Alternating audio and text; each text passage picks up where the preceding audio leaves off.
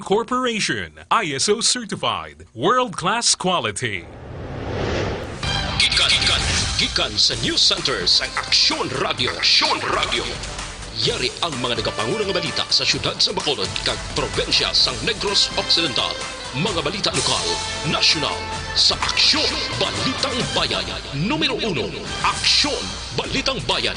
Numero 1, two-time kapisanan ng mga broadcasters, Golden Dove nominee for Best Provincial Newscast. Aksyon Balitang Bayan. Numero 1, Aksyon Balitang Bayan. Numero 1. Kagkaroon ang inyo News Team.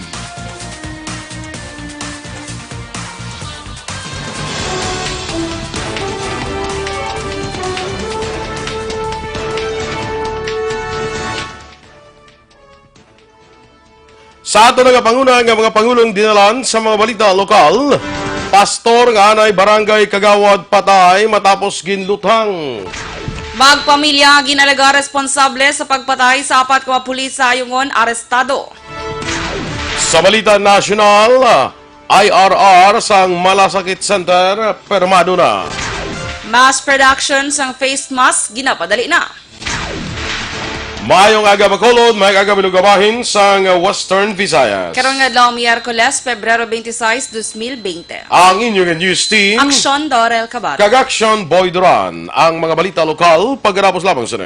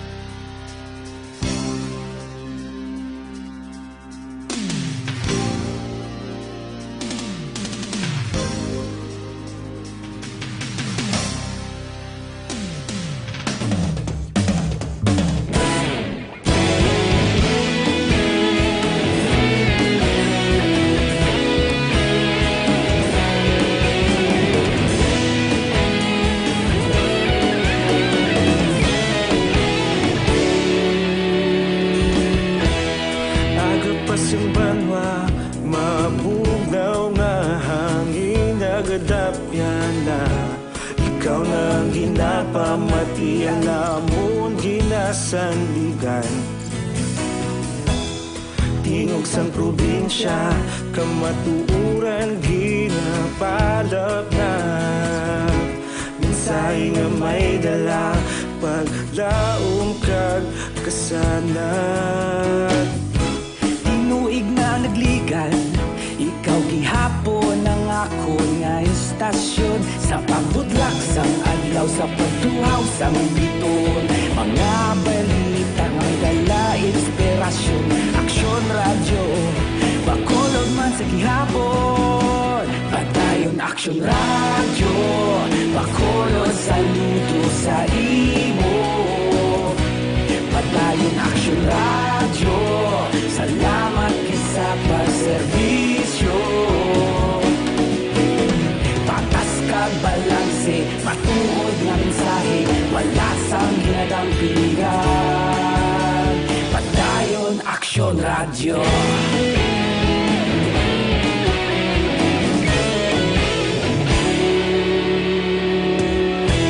Bacolod kag Negros anon inyong pamatian. Istasyon nga nagapalaplag sang kamatuuran. Mabakod nga prinsipyo, reporter handa sa serbisyo. Kahapon, karon kag sa gihapon, kita magapadayon. Tinuig na nagligan, ikaw gihapon ang ako. Numero 1.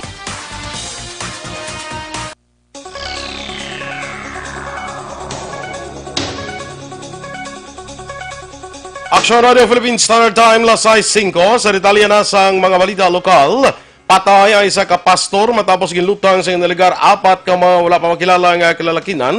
Mga alas 11:30 antak na sang aga sa sitio Pinusan, Barangay Kamindangan, siyudad sang Sipalay.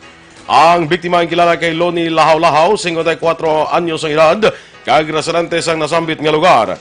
Sa inisyal nga pagpangusisa sang kapulisan, papauli na kunta ni si Lahaw-Lahaw upod ang iya asawa, sakay sila tricycle, sing inlutang sila sa mga suspetsado. Rason nga naigos sa naglaylayan nga bayan sa lawas si Lahaw-Lahaw, nga gintunaan sa iya kamatayon. Na-recover sa lugar sa insidente ay sa kabasiyo sang kalibre 45 nga armas lutang.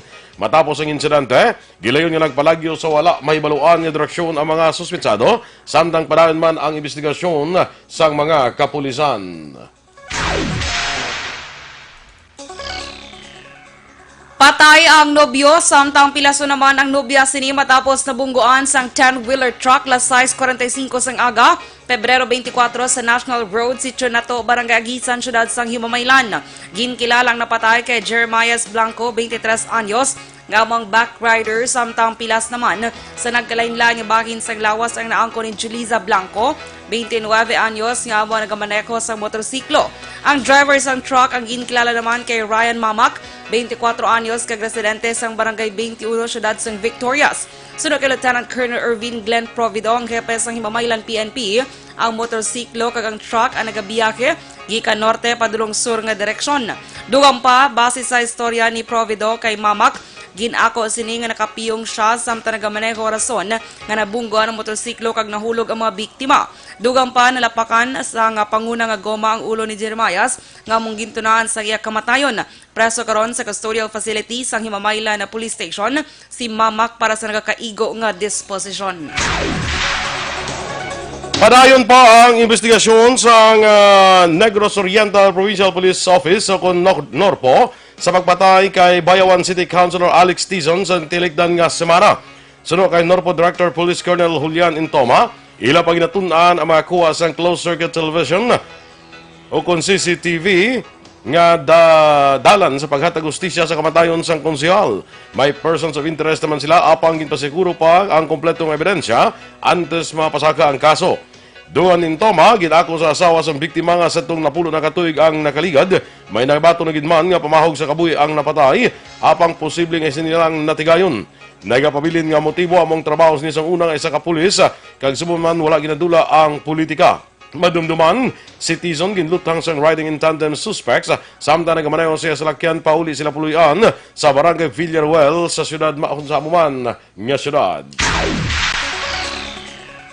Arestado ang magpamilya nga ginakabig responsable sa pagpatay sa apat ka mga miyembro sang Philippine National Police sa Sitio Ilaya Yamot, Barangay Mabato, Banwas sang Ayungon sa Hulyo 18, 2019. Ang mga sospetsado nga mag-amay nga sanday Billy Ebedo kag duha ka mga anak nga sanday Jelly kag Jel tanan nagapuyo man sa among nga lugar. Si Billy ang nadakop sa Siaton sa Pebrero 23, nadakpa naman sa Murcia si Jelly sa Pebrero 18, samtang diri naman sa Bacolod gindakop si Jelly nga sa Pebrero 23. Sunod kay Negros Oriental Police Provincial Office o na Norpo Director, Police Colonel Julian Intoma, nagkaladakpan ining mga sospetsado sa gintingob nga puwersa sa Regional Intelligence Unit sa Region 7 kag Norpo. Positibo nga ginkilalang 3 bangod sa mga panaysayon man sa mga tao nga maihibalo sa pagpatay sang apat ka pulis. Dugang pa ni Intoma, gintestingan ang kapasidad sa mga sospetsado kung kasarang sila magpatay kabahin sa ila test mission. Kaso nga multiple murder ginpasaka na sa mga sospetsado. Madumduman isa ka brutal ang pagpatay kanday Police Corporal Relibert Brionio, Patrolman Rafi Calyao, Ruel Cabillon, kag Marquino De Leon. Mulga naman ito 3rd Infantry Brigade Commander Colonel Inocencio Pasaporte nga pumuluyo ang nagtudlo kay James Casusi Abrasaldo, 29 anyos nga miyembro sa New People's Army nga nadakpan sa Pebrero 23 sa Sitio Malangsa, Barangay Lamugong, Banwas sang Manuyod, Negros Oriental, kag nakuhaan sang Granada. Sunod kay Pasaporte, importante ang papel sa pumuluyo sa kampanya kontra sa insurgency. Bangod sa ila kooperasyon sa pagtudlo sa mga NPA, mas matasig ang pagpapas sang sining problema. duha man ni pasaporte, ila man ginapasiguro nga safe ang mga informant ukon mga naghatag sang ila sini nga impormasyon. Palayag ni pasaporte, ini nga tika ang nagapakita nga hindi naluyag sa mga pumuluyo sa mga miyembro sa NPA bangod sa padayon ini nga nagapangayo ngayo sa pumuluyo sa lugar. Ginpahayag ni Nocpo Provincial Director Colonel Romeo Baleros nga wala sang huweteng operasyon sa probinsya sa Negros Occidental, samtang mas ginpabaskog naman ang ila operasyon batok sa iligal nga panahor. Suno kay Baleros, base sa iya obserbasyon, nagaintra sa iligal nga panahor kag nagapataya ang iban nga mga persona bangod sa kapigaduhon. Suno kay Baleros, kada adlaw may monitoring sila sa mga accomplishments sa kada estasyon sang pulis. Ginpahayag man ni Baleros nga kung may mga chief of police nga magapahayag nga wala sa illegal gambling sa ilang lugar, gilayon ini nga iga-validate sa intelligence unit kag kung mapamatunan nga sala ang report sang COP kag may ma-monitor nga kag maaresto ang intel, gilayon nga iga-relieve ang COP. Sa pag-review ni Baleros sa mga report kalabanan sa mga iga-relieve o kung persona nga nagakaldakpan ang imbabado sa high alay, STL bookish, illegal nga bulang, paghibag sang damang kag bugoy. Pasiguro ni Baleros nga ila ginahiwo ang tanan, agod bangin illegal gambling free ang probinsya. Stop operation ng anumang klase ng gambling. Even before naman, may directive naman tayo, go after operators and collectors of illegal gambling in the province. But we cannot totally stop them because of daily existence. No, yung mga mahihirap at talaga na walang ibang trabaho ay napipilitan sila na ma-engage sa gambling. Kabahin sa payag ni Nocpo Provincial Director Colonel Romeo Baleros. Arestado naman ang isa ka persona ang kinaligar miyembro sa New People's Army sa tuong Pebrero 23 sang hapon. Ukon na sa duga biginaton nga mga balita lokal. Arestado naman ang just size ka mga persona. Lakip na ang maintainer sa isa ka drug den kag gidaligar duha ka minor de edad sa bypass operation sa gintingog nga puwersa sa Philippine Drug Enforcement Agency Negros Special Enforcement Team PIDEA Iloilo kag PIDEA Antique sa barangay 6 Ciudad San Carlos mga alas 11:45 ang takna sang aga sang Pebrero 25. Ginkilala ang subject sa operasyon kay Elma Bartolin, ginaligar maintainer sa drug den, kagyara man sa lugar Santa Carlos Caballero, Delia Flora, Ryan Canyo, Eddie Boy Barbadillo, Leslie Bartolin, Charles Ian Anonas, Dexter Sibuyan, Janmar Abarquez, Cecil Boy Blanco, George Pasilan, John D. Recesio, Nino Kim Bartolin, Jerry Cayetano, kang duha kawala ngingadnan nga minor de edad. Nakuha sa mga suspetsado ang inabulbanda 20 gramos ang napatian, shabu nga nagabalor 136,000 pesos. Sa katapusan nga balita lokal, buligan sang Police Station 10 ang duha ka mga biktima sang pagbuno agod magpasaka sang kaso batok sa sospetsado. Sulo kay Police Captain Armelin Vargas ang kapay sang Police Station 10, kumbinsiho nila si Jeffrey Montejo kag Ariel Guanzon nga magpasaka sang kaso batok kay Julie Balandra. Si Balandra mo nagapangamot sa pagbuno kay Montejo kag Guanzon sang ila ini maagyan sa dalan sa tung Domingo sang gabi sa Zone 1 Barangay Handumanan. Sulo pa kay Vargas, away ini sang duha ka grupo nga madugay na nga nagadinom tanay. Dugang pa ni Vargas sa nagatublag sa kalinong sang Barangay Handumanan, ini man ang rason nga ginapabako ni Vargas ang Police Visibility Patrol sa kagabihon kag kaagahon. Panawagan ni Vargas sa mga ginikanan hindi na pagpalawag gawon pa ang ila kabataan oras ng kagabihon agud mapaiway ang kaangay sini nga insidente. Aksyon Radio Philippines Standard Time, lasay sa 14. Sa ato naman nga mga ka-aksyon, nga nagaproblema sa mga bukol, nga nagatubo sa inyo nga lawas, sis man akong tumor, hindi na pagpadugaya, hindi pagbabayi para hindi na magmalignant. Maginom na sa Santon Plus Herbal Capsule. Sunod sa mga eksperto, ang Santon Plus Herbal Capsule makatunaw sa mga breast cyst, myoma, bukol sa ovary, bukol sa baga, goiter, kag iban pa. Ginabuligan pa sa Santon Plus Herbal Capsule ang inyong lawas para nga hindi matubuan sa mga bukol, cyst, kag iban pa nga mga balatian. Santon Plus Herbal Capsule, garantisado may alibyo. Mapakal sa mga butika, tag 12 pesos lang. Bisitahin man ang Alternative Medicine and Wellness Center sa Medalla Narnais at tumalan sa gate sa Paglawam Sports Complex. Tabuk sila yara dira ang Alternative Medicine and Wellness Center. Pangita lang si Doc Ramel Uy para sa libre nga check-up. Kaya Santon Plus Herbal Capsule, pwede na nga ma-deliver sa inyo balay pagi sa pag-order online sa www.kalusuganyan.ph o magbisita lang sa Kalusuganyan Facebook page. Implementing rules and regulations ang Malasakit Center permado na. Samtang mass production sang face mask ginapadali. Ang mga balita nasyonal sa pagbalik sang aksyon Balitang Bayan Numero 1.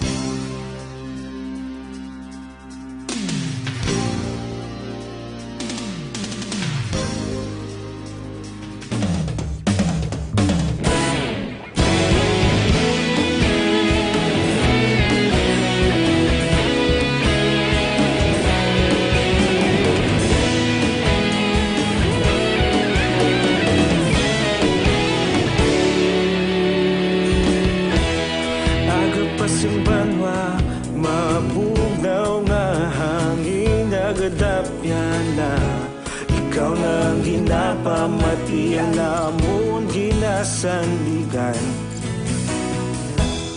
Tingog sang probinsya, kamatuuran ginapalap na.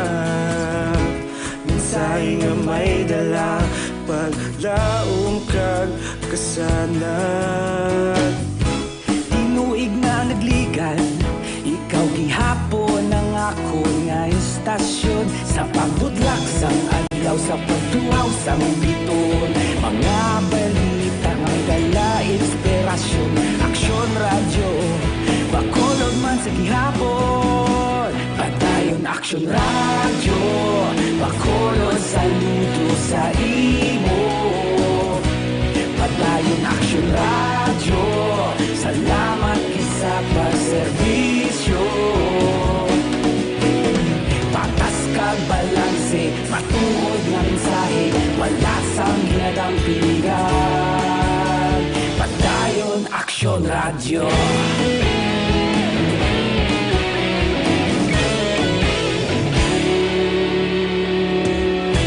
Magkulon nun kag negrosanon, inyong pamatian. Istasyon nga nagapalaplag sang kamatuuran. Mabakod nga prinsipyo, reporter handa sa serbisyo. Kahapon, karon kag sa gihapon, kita magapadayon. Tinuig na nagligan, ikaw gihapon ang akon nga istasyon. Sa pagbutlak sang adlaw, sa pagtuhaw sang biton.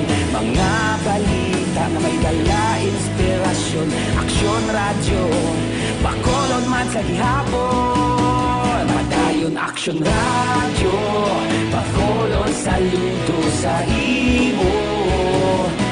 Padayon aksyon radyo, salamat sa pagserbisyo. Patas kag balanse, matuod na mensahe, wala sang ginadang piligan. Padayon aksyon radyo. Una sa balita, una sa aksyon, sa Bacolod Aksyon Radio. Una sa balita, una sa aksyon, sa Bacolod Aksyon Radio. Kita ulog na ngay, sa bisan anong kalintangan. Responsable nga pagbalita, pagdayon nga ipalap na. Malasig pero sigurado, aksyon na may dalang pagpalanggan.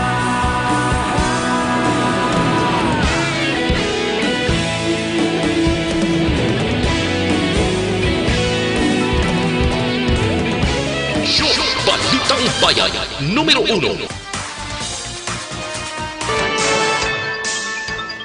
Aksyon Radio Philippines Standard Time, las 6:20. Sa detalye na sang mga balita nasyonal. Formal na kaginpirmahan nanday Health Secretary Francisco Duque III kamatiglawas sa nagalaylay nga ahensya sang gobyerno ang Implementing Rules and Regulations o kon IRR para sa pagpatuman sa Republic Act 11463 o kon mas kilala sa Malasakit Center Act. Sunod sa tiglikom, makabenepisyo na ang pumuluyo sa among alay kasunod man sa pagpirma sang IRR sini kaupod sa matiglawas ang Department of Welfare o kon Department of Welfare and Development, Philippine Health Insurance Company kag Philippine Charity Sweepstakes Office. Doon pa ni Duque ang pagtukod sa mga malasakit center sa mga pampublikong ospital ang naghatag sang kasiguruhan sa mga Pinoy nga makabaton sang ayuda kag proteksyon para sa kinahanglan nga serbisyo sa medical kag madasig nga transaksyon sa mga ahensya sang gobyerno paagi sa gintukod nga mga one-stop shop. Sa karon 63 na ka malasakit center sa bilog nga pungsod ang ipatukod nga makitaan sa 26 ka mga DOH hospitals. 36 sa hospital ang ginadumalaan sang LGU kay isa naman sa Philippine General Hospital sa pagbuligay sang Office of the Presidential Assistant for the Visayas.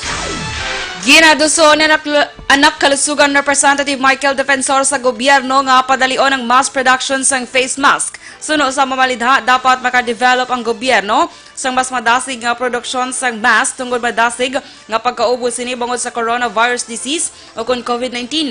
Dugang pa ni Defensor, dapat man mangin praktikal ang gobyerno kag handa para sa large production sang antiviral device agod maprotektahan ang mga Pinoy hindi lamang sa COVID-19 kundi pati sa ibang nga respiratory disease nga maghimo matabo sa palaabuton. Palayag pa ni Defensor nga hindi pwede nga mag-rely ang gobyerno sa imported supply sa karon nga may global health emergencies.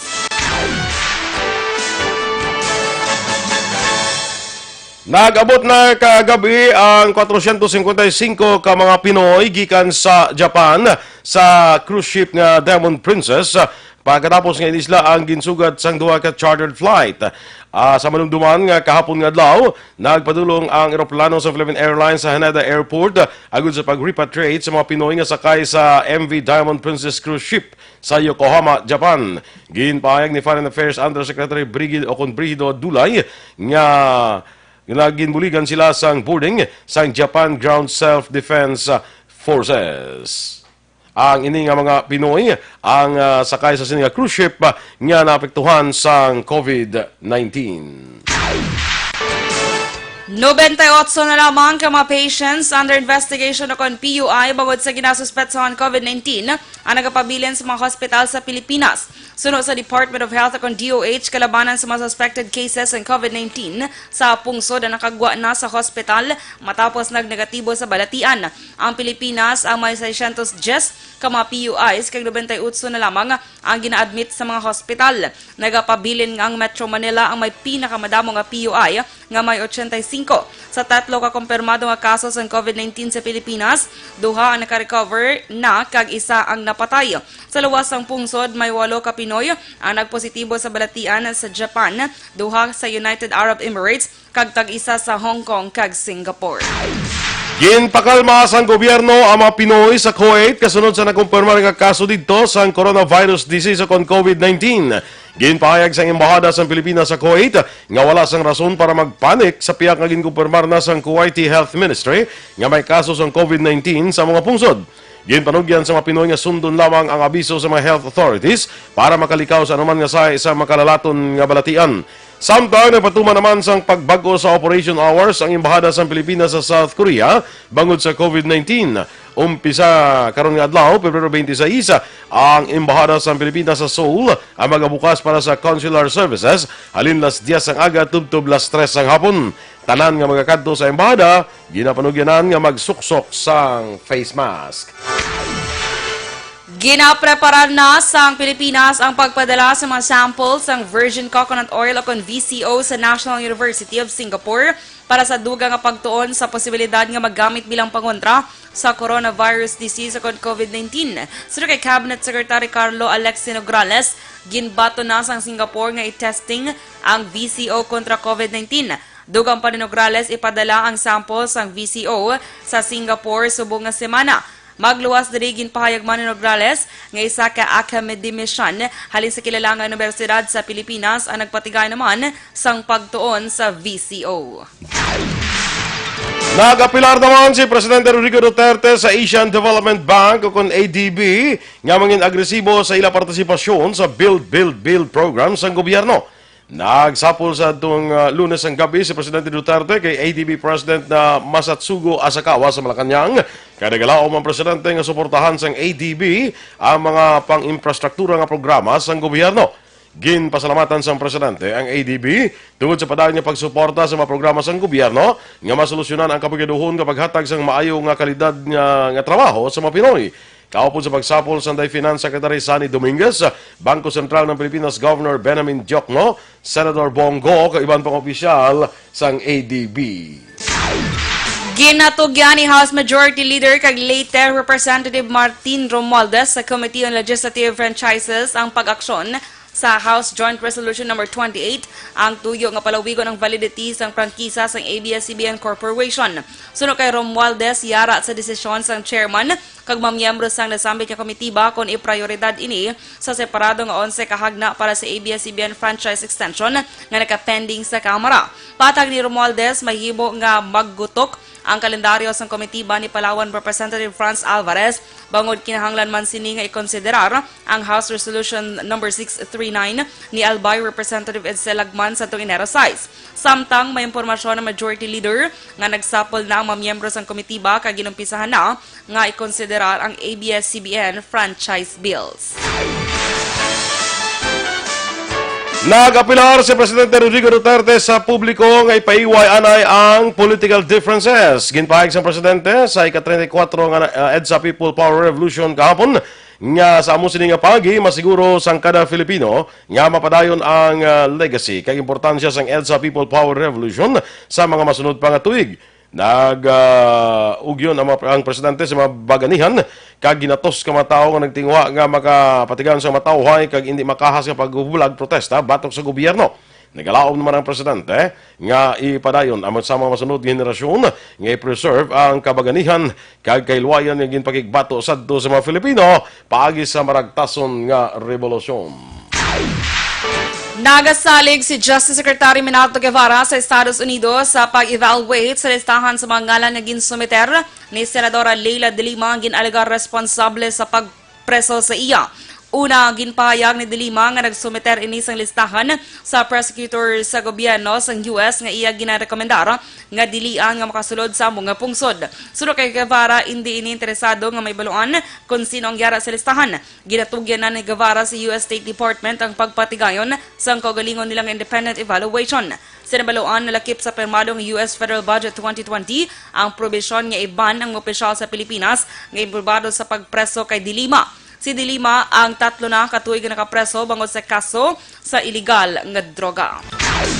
Aksyon Radio Philippine Standard Time la 6:28 ang may DC ang alkaline nga vitamin C nagaedukar nagabalanse kaya nagapabakod sa aton nga immune system, ginatap na ang mga infection, ubo, sipon, trangkaso, TB, pneumonia, kag iban pa nga mga balatian. Kaya MyDC, ang alkaline na vitamin C, marami maningan, antioxidant nga vitamin para sa mata, ginatagan sang alibyo, nagakurap-kurap nga mata, katarata, kag glaucoma. Para sa mas epektibo nga kombinasyon, mag-inom kita sang MyDC kag Santon Plus Herbal Capsule nga pwede na ma-deliver online pagi sa ma-deliver sa inyo balay pagi sa pag-order online sa www.kalusuganyan.ph o magbisita lang sa Kalusuganyan Facebook page. Indo ipamatiyan ang aton mga balita diri sa Aksyon, Balitang Bayan, Numero 1. Standby na sa Aksyon Report, second portion. Upod di Aksyon, Fred Salanga. Balikay kita sa Aksyon Balita Morning Edition.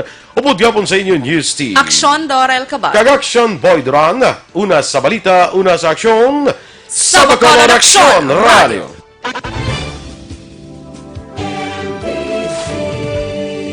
Manila Broadcasting Company. Sa balita, komentaryo, isyu, serbisyo publiko. Aksyon Radio. Sa Bacolod, Aksyon Radio. Aksyon!